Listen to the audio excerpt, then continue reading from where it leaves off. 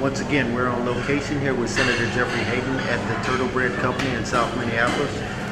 Senator Hayden, recently there was legislation that has been passed called Ban the Box, and I was wondering, why is the issue of ex-offenders getting jobs important to you? Well, you know, I think that we all know in the community I serve and all around this state and this country that there has been a lot of folks that have been sent to jail for making a poor choice. But we also know that we've had very strict sentencing laws that have taken kind of poor choices and made them really, really tough choices. So Ban the Box is really important because as ex-felons re-enter society, it is very important that they have three things. Number one, they need to have a job. Number two, they need to have a place to live. And number three, they need to reintegrate to society so that they don't repeat the crimes that they did before. Okay, thank you, Senator Hayden, on that one. Now the second question is why has this taken so long for the government to recognize this problem? Well, I just think that especially from the late 80s when we started having mandatory minimum sentences and things of that nature where people were going to jail for a long time, it hit a particular population. African American men and other minority communities were disproportionately hit in those mandatory minimum sentences. Those folks are now gone through the jail or the criminal justice system and now are re-entering society in great numbers. So I think that it took the government a long time to realize that if you're going to put these folks in jail in great numbers, that at some point you have to let them out. And now that these folks are being let out, they're now realizing that they're sending them out ill-equipped. They have guidelines and they have things in which people have to do that don't allow them to get an opportunity to reintegrate in society.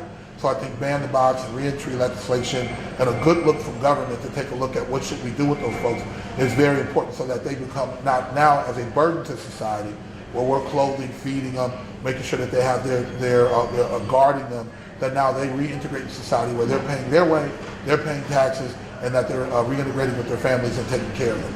Okay, thank you, Senator. Now, the other question is, how closely will the House of Representatives and the Senate work together to help move this initiative forward? We're working very closely together. As you mentioned earlier this year, we did the Ban the Box legislation, which has really told employers that they cannot ask people if they have a criminal history upon application. That's something that they might be able to ask later, but we're hoping that that allows more people who are ex-felons and folks that have been in the criminal justice system to get an opportunity to talk about who they are and what they should be doing. So the House and Senate, the Minnesota House and Senate is very, very dedicated, along with the governor, in making positive public policy that allows people to reintegrate into society. Okay, thank you. I know recently I had drafted up what I call my own form of public policy that I maybe could present to the senators. Right. Okay. Yeah. And what do you feel could be done to better assist ex-offenders following their release from incarceration? Well, I think that it starts while they're in incarceration. First of all, I think that the laws that send people are a little too tough, that we need to take a look at our laws to make sure that the punishment fits the crime. But indeed, when someone does make a mistake and they do have to go into the criminal justice system, I think we need to start immediately doing assessments to figure out what are the issues that drove the person to do that. We know a disproportionate amount of people in the criminal justice system are addicted to drugs. We know a disproportionate amount of people have a mental health condition. We know a disproportionate amount of people are undereducated.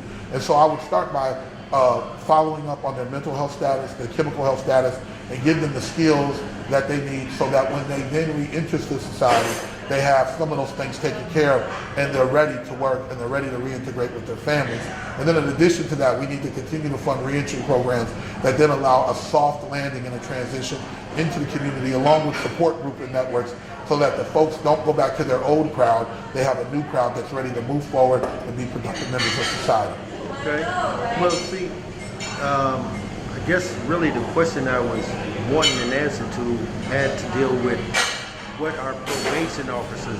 Does the state have anything to do with what probation officers are required to do as far as maybe getting out in the community and talking with potential employers on behalf of the people coming out under their charge? Well, I think probation officers by statute are those probation officers are there to supervise ex-offenders as they re-enter society, either on parole or on probation.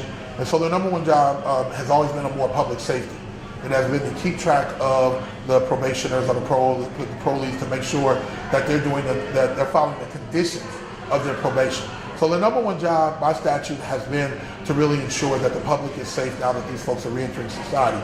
I do agree with you though. I think that there can be an extended opportunity for probation officers to work with nonprofit and community-based organizations, social workers and the likes, and vocational counselors to create an environment in which there's a pathway for success for those that are coming out of the criminal institution. I think that that is really important for their transition, and I think that a collaborative model that is starting to emerge is really important. But I would like to say, and I don't want people to be misinformed, that probation officers' number one job is public safety, to ensure that the parolee or the probationer is following the terms of their condition of their release that's given to them by a judge. Okay. And let me, since you already addressed the bigger problem about the draconian sentencing practices over the last few decades, I'll skip that question. But how can ban-the-box legislation benefit the state of Minnesota? Well, ban-the-box legislation is really the first of a long conversation that we should be having. But the first thing that it does is it starts to send a signal from the business community, from those that have been incarcerated, those families that are dealing with, which is to say, we accept you as a whole person again. That we want to get to know you. We want to get to know your skill set and your potential before we start looking into your past. You know, your past is really important. We can't run from that. But if you own up to your past and paid your debt to society and have atoned for your wrongs, then we think that you should get a second, third, or fourth chance. So the ban-the-box conversation and legislation really is an opportunity to allow us to come together as a business community, as a government, and as community as a whole, to really come together to start having this conversation about how do we reintegrate those that have been in the criminal justice system, how do we reintegrate them into society so that they're fully participating, tax-paying members of society. And ban-the-box is just the first thing that we should do. You know, we're going to look at expungement practices, we're going to look at our sentencing practices, we're going to look at trying to figure out a pipeline that takes us from out of prison and reintegrate society so people can reintegrate with their families, so that we can slow the steady path to prison that a lot of people in our communities have seen. Okay. Sounds like the state has a lot on its plate right now. And, you know. Yeah, absolutely. But you know, it's a really important thing. And as our demographics change and the baby boomers start to age, we're going to need more and more workers. We're going to need every single person to be employed and to be participating in this society.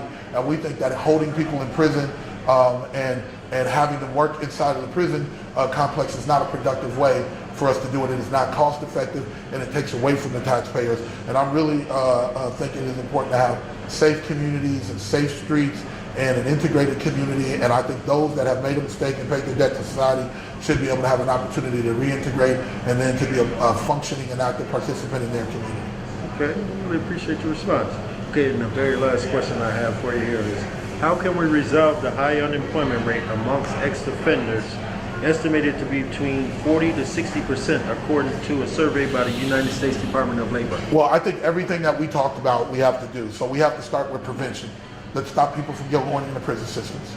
We ought to start with early intervention. Let's look at the laws that people are being charged for, make sure that they're appropriate, and then use as many diversion opportunities as we can to keep young people out of prison. If they do enter in to the jail or the prison system, then we need to do a real successful evaluation of their mental health, physical health, chemical health, and their education. And then we need to develop a plan for the offender while they're in incarceration to address those issues, so when they're ready to be released, they have those things taken care of. And then we need to create a pipeline and a pathway for success, do reentry programs, ensuring support mechanisms, and then getting those folks to employers so that they can get back to work and take care of their family. Okay. Now, have you had any contact with the Better Futures of Minnesota organization? I have. Yep.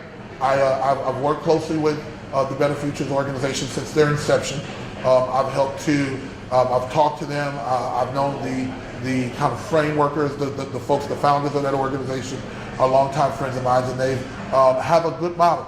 And we need to take models like that and others, and we need to really institutionalize those and make sure that people have those opportunities. And the network, or the Better Futures, or what used to be called the Network for Better Futures, really has a foundation, which is what? Let's find you a place to live. Let's develop an enterprise. You have to find your place to work, and let's get you a new set of friends and a new group of people who want to do better work. And then let's get together and let's work through our problems. Let's figure out what your mental, chemical, and physical health issues are, and let's get you on the pathway to prosperity. So I think that those types of organizations that have a focus with those types of individuals, including our women in our society, is kind of the model in which we need to go. Okay, then. Thank you, son. I appreciate your time. Thank you so much, man. I really appreciate it. Thank you for all your hard work. All right. All right. All right.